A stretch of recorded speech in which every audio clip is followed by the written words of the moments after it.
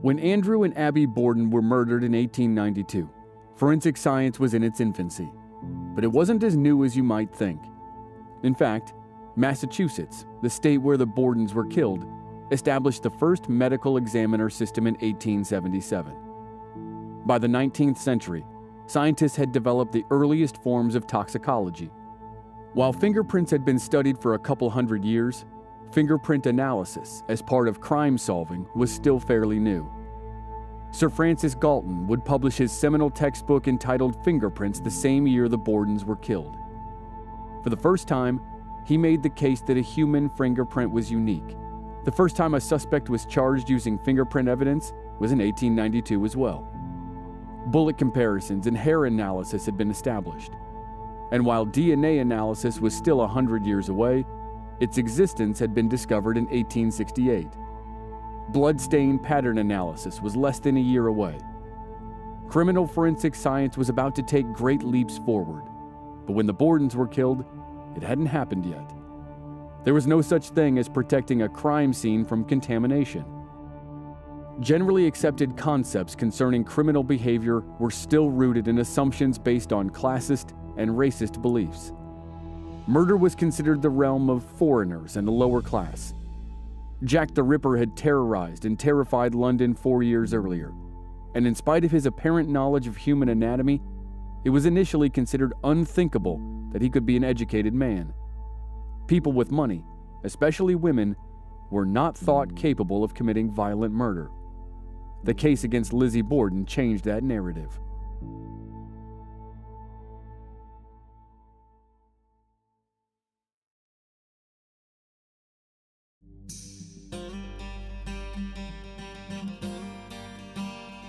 From Black Barrel Media, this is Infamous America. I'm your host, Chris Wimmer, and this is a 3-part mini-series about one of the most infamous crimes in American history, the Lizzie Borden axe murders. This is Chapter 2, Prime Suspect.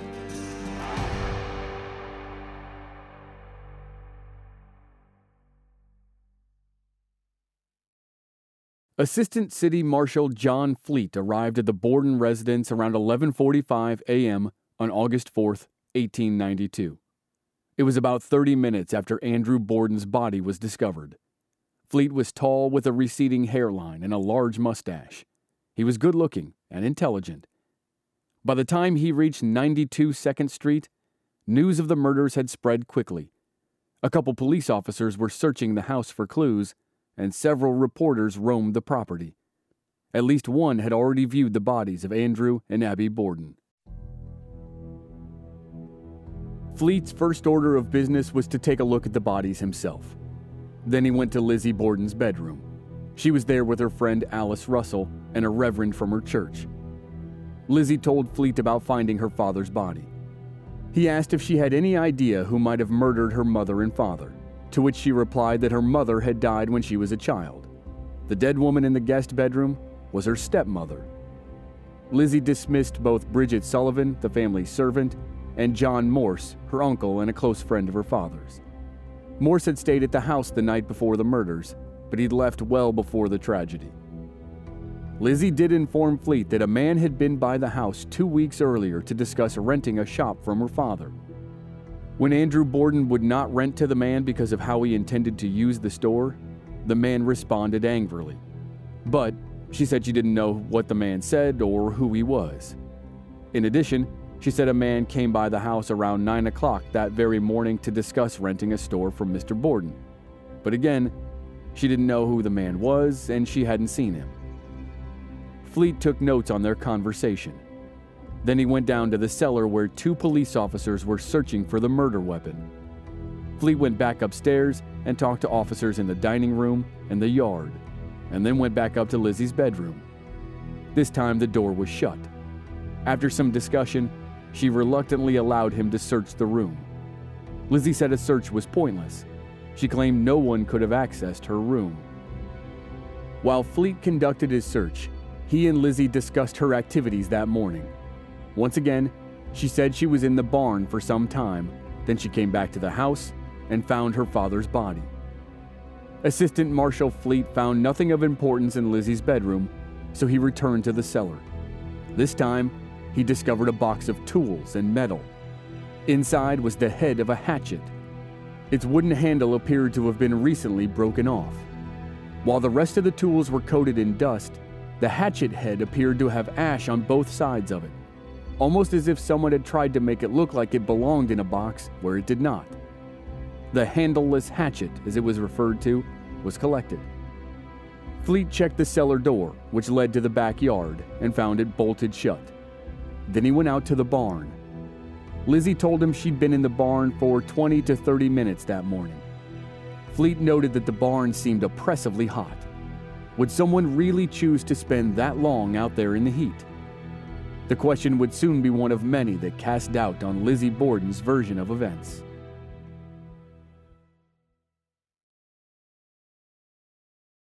In 1892, as well as the years directly preceding it, 2/3 of arrests made by the Fall River Police Department were of people who had been born abroad.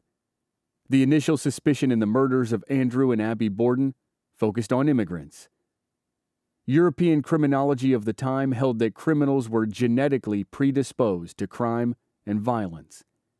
Many in America claimed that immigrant workers had left their own countries as convicts, illiterates, or degenerates. The Fall River Police suspected just such a person in this case. The public submitted an overwhelming number of tips. Some suggested that, quote, a Swede or a Portuguese who had worked for Andrew Borden murdered him in a dispute over money. But the police cleared the Borden's immigrant laborers who fit such a description. Dr. Benjamin Handy, a friend of the Bordens, reported that he'd seen a pale man walking near the scene of the crime shortly before the murders. The elusive suspect would be known as Dr. Handy's wild-eyed man. His name was Michael Snow.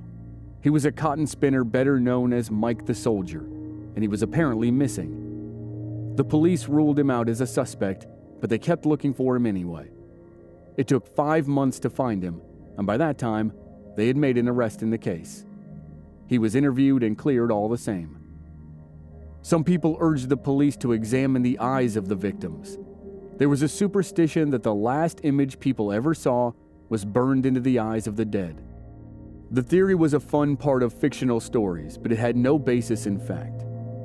As always, members of the public put forward people they generally found suspicious, and there were false confessions. One man claimed to have killed the Bordens because he was Andrew's illegitimate son with a woman who had been committed to an insane asylum. The police were contacted by a medium who claimed Andrew Borden had reached out to him from beyond the grave. Unfortunately, the medium said the spirit world could not agree on the identity of the culprit. The police looked into as many leads as they could, no matter how absurd, so it could never be said they didn't do everything to solve the case. John Morse, the brother of Andrew Borden's first wife, had an airtight alibi, but many in Fall River still suspected he was the killer. First, he wasn't a local. Second, his visit to town coincided with the murders. Third, people thought he was peculiar and seemed untrustworthy. The day after the murders, an angry mob of suspicious locals followed him around until the police finally rescued him. That same day, Emma and Lizzie Borden offered a $5,000 reward for any information leading to the arrest and conviction of the killer or killers. And about that time, the police started to suspect that the killer might be one of the Borden sisters.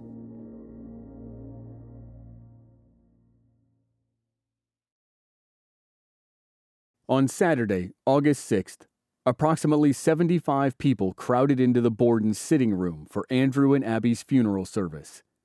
The coffins were made of cedar and draped with black cloth. Somewhere between 2,500 and 4,000 people waited outside to catch a glimpse of the coffins as they exited. Lizzie and Emma, joined by John Morse and Andrew's friends and business associates, climbed into carriages and followed the hearse to Oak Grove Cemetery. When everyone left the house, Chief Marshal Rufus Hilliard and his deputies searched the home without interference from the Borden sisters. Later, the New York Herald declared that the police had ransacked the home from attic to cellar. At the cemetery, the pallbearers placed the coffins at the gravesite. Soon, the mourners drifted away. After waiting for a few minutes, so as not to seem uncivilized, the police returned the caskets to the hearse. There would be no burial that day. They were placed in a receiving vault at the cemetery to await full autopsies that would be performed later in the week. That evening, Marshal Hilliard returned to the Borden home with the mayor of Fall River. There was a large crowd outside, and the mayor advised Emma and Lizzie to stay indoors for a few days. Lizzie asked if anyone in the house was currently suspected of committing the murders.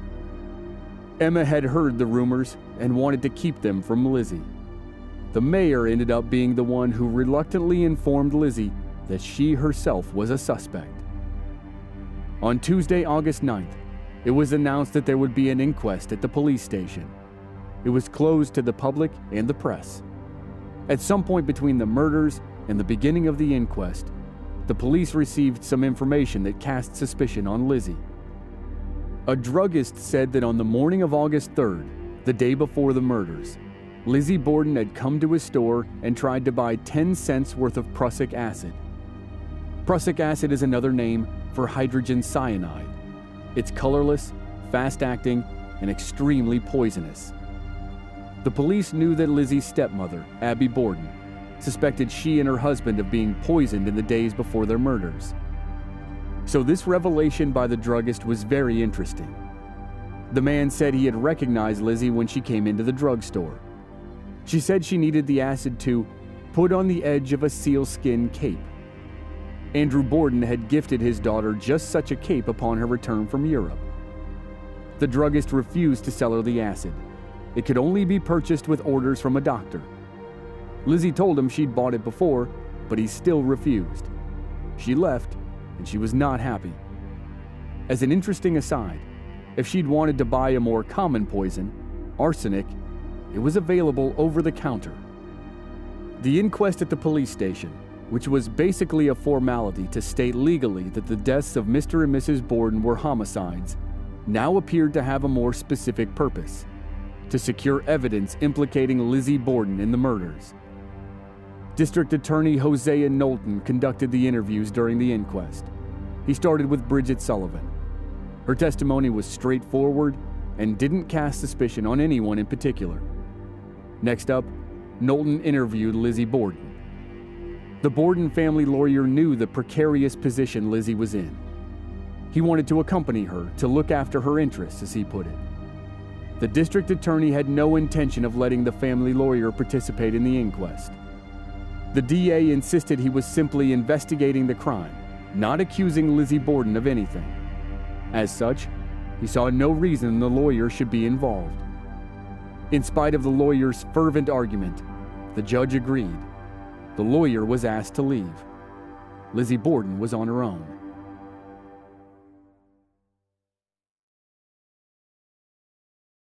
The questioning was extensive.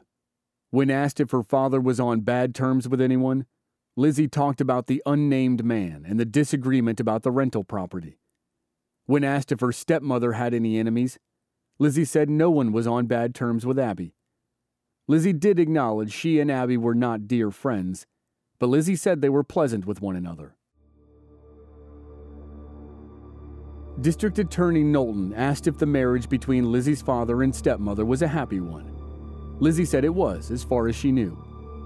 Knowlton asked her what she'd been wearing on the day of the murders. She'd been in a blue dress in the morning and changed into a pink dress in the afternoon. Knowlton asked how often her Uncle John Morse stayed overnight. She said she wasn't sure. He asked her if she knew what everyone did the morning of the murders. This part of the questioning actually continued into the next day. Knowlton was unhappy with the lack of definitive answers. In frustration, he asked, "Do you desire to give me any information or not?" Lizzie, equally distressed, replied that she could not provide information she did not possess. Knowlton asked how she could possibly have spent 20 to 30 minutes in a barn when the heat in there was so intense. Surely her search for iron to make a weight for a fishing line couldn't have taken more than a few minutes. Why was she in the one place that would keep her from seeing anyone entering or exiting the house? Lizzie replied that on her way to the barn, she picked some pears. she decided to sit in the barn and eat them. Knowlton found it hard to believe that she stopped her search to sit and eat pears. He also questioned how she was feeling well enough to eat pears when she apparently told Abby earlier that she was not well enough to eat dinner that night.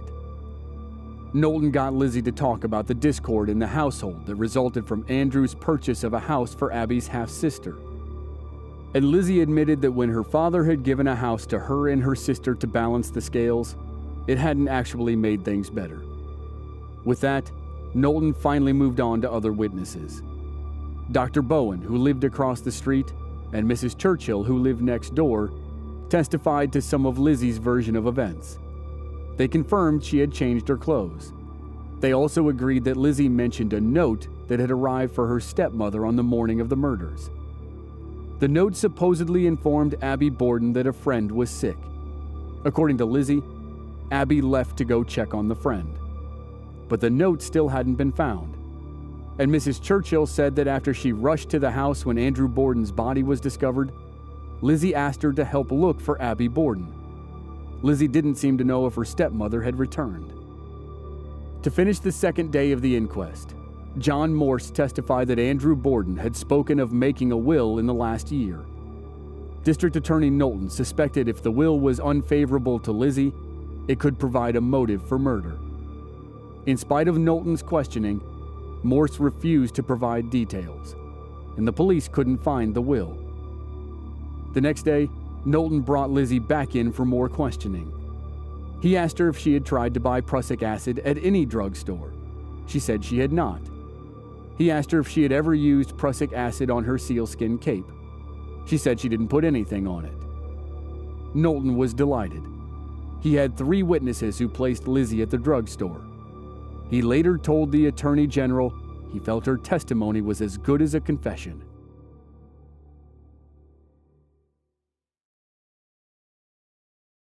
On August 11th, the last day of the inquest, and 8 days after the murders, Andrew and Abby Borden's bodies were finally autopsied. Bristol County Medical Examiner Dr. William Dolan performed the procedures in the ladies' lounge of the Oak Grove Cemetery. It was his first year on the job. In an odd coincidence, he happened to pass by the Borden house shortly before noon on the day of the murders. Since he was literally in the neighborhood, he had done a cursory examination of the bodies at that time. He'd also made sure to have the bodies and the crime scenes photographed. Dr. Dolan was aware of the victim's previous illness due to possible food poisoning, so he collected samples of the milk from that day and the day before. He also removed the victim's stomachs. He sent the organs and the milk to a professor at Harvard for examination. No evidence of poison was found.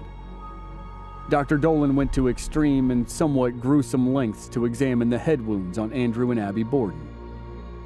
Around the same time, City Marshal Hilliard was discussing the results of the inquest with District Attorney Knowlton. It was clear there was animosity in the Borden household, specifically between Abby and Lizzie. The 2 men felt that Lizzie Borden's description of events on the morning of the murders was less than convincing. She'd given multiple versions of the events, and the 2 men were confident that Abby Borden had not left the house that morning on a mysterious errand to visit a friend who was sick. They now knew that Abby Borden was dead in the guest bedroom upstairs when Andrew Borden had returned home from his work in town. Lizzie had stood at the top of the stairs, right outside the guest bedroom, and spoken to her father when he walked in the front door. It seemed impossible that she could have stood in that spot and not noticed the brutally murdered body of her stepmother in the room. Adding to it, she made no effort to locate Abby after finding Andrew's body. It would have made sense if she believed, as she told the others, that Abby had gone out. But shortly thereafter, Lizzie insisted out of the blue that she believed Abby had already returned home. Plus, Lizzie denied trying to buy poison, despite the reports of 3 witnesses. The marshal and the DA believed that if women were going to commit murder, they'd use poison. So Lizzie's inability to buy poison could explain the use of a hatchet, a weapon they associated more with the violence of men. They were starting to put the pieces together. They thought they had motive, the murder weapon, the sequence of events, and the lies to cover them up. The marshal was prepared to serve a warrant for the arrest of Lizzie Borden. Even though the Borden family lawyer had not been permitted to take part in the inquest, Hilliard went to his house to inform him of their intent to arrest Lizzie. The lawyer met Lizzie at the courthouse. She took the news in stride and was in enough possession of her faculties to grant her sister Emma power of attorney for the real estate properties they shared. Lizzie Borden was arrested for the murder of her father, Andrew. Oddly, the warrant made no mention of the murder of Abby Borden. In the preliminary hearing that followed, the judge heard arguments from the district attorney and the Borden family lawyer. At the end of it, he declared that Lizzie was, quote, probably guilty, and ordered her to go before a grand jury.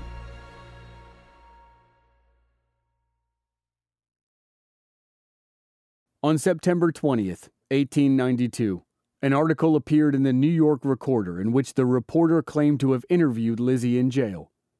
In the article, Lizzie asserted her innocence. She also disputed other stories that said she was not grieving over the murders. She insisted she cried often in private over the loss of her father and stepmother. She was quoted as saying, "I have tried hard to be brave and womanly through it all. I know I'm innocent. No matter what happens, I will try to bear it bravely." The authenticity of the interview is unclear. Edwin H. Porter, the police reporter for the Fall River Daily Globe and author of The Fall River Tragedy about the case, dismissed the interview as a magnificent fake. That kind of thing was not unusual. Another article, this one printed in the Boston Globe in October, declared that Lizzie was pregnant, and Andrew had threatened to throw her out if she didn't reveal the identity of the father. The story was purchased by the Globe from a private detective who meant to embarrass the paper's star crime reporter. The detective claimed he had obtained the government's case by assisting the Fall River police during the investigation. It was printed without being verified because the Globe feared being scooped by a rival newspaper. 2 days later, the Boston Globe issued a retraction alongside an apology to Lizzie Borden.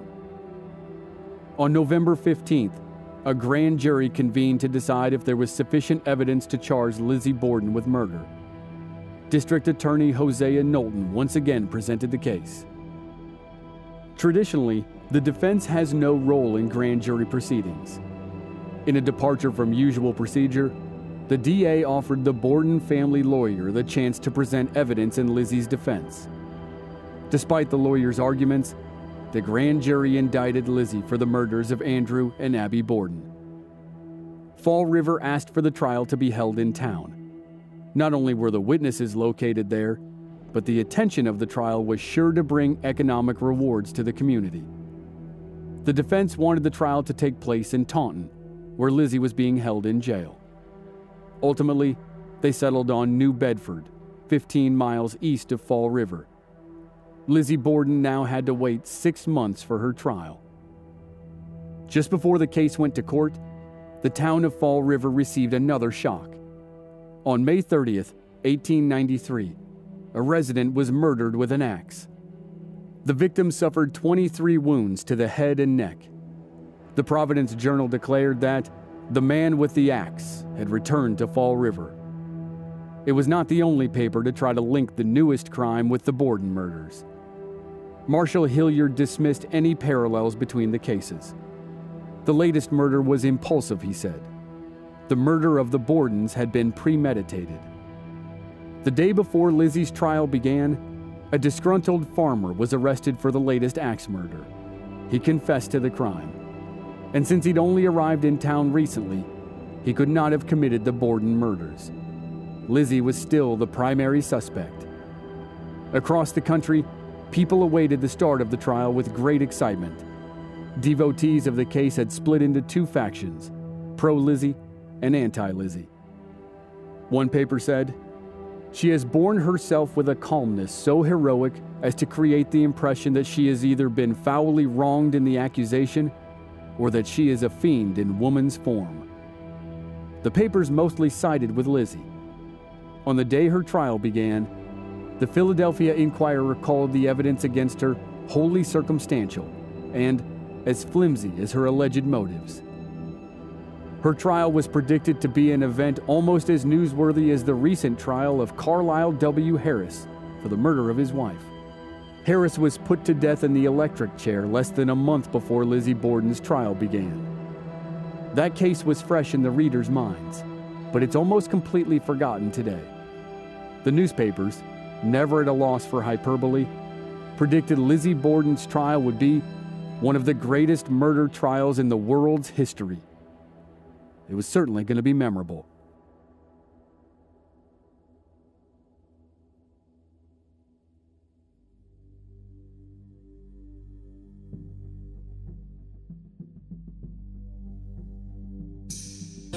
Next time on Infamous America, Lizzie Borden is tried for the murder of her father and stepmother. A blue dress may provide a clue into Lizzie's guilt or innocence. And her friend, Alice Russell, takes the stand against her. The people ask, could a woman of means really commit such a violent and heinous crime? The answer is next week on Infamous America. And if you're a member of our Black Barrel Plus program, you already have access to the full season. If you're not a member, you can sign up now through the link in the show notes or on our website, blackbarrelmedia.com. Members receive access to each new season in its entirety 1 week before the season begins for the general public. And members receive exclusive bonus episodes. Sign up today for just $5 per month. This season was researched and written by Sean Puglisi. The Lizzie Borden rhyme was performed by Anita Mansfield. Audio editing and sound design by Dave Harrison. Original music by Rob Valier. I'm your host and producer, Chris Wimmer. Find us at our website, blackbarrelmedia.com, or on our social media channels. We're Black Barrel Media on Facebook and Instagram, and B-Barrel Media on Twitter. And you can stream all our episodes on YouTube. Just search for Infamous America Podcast. Thanks for listening.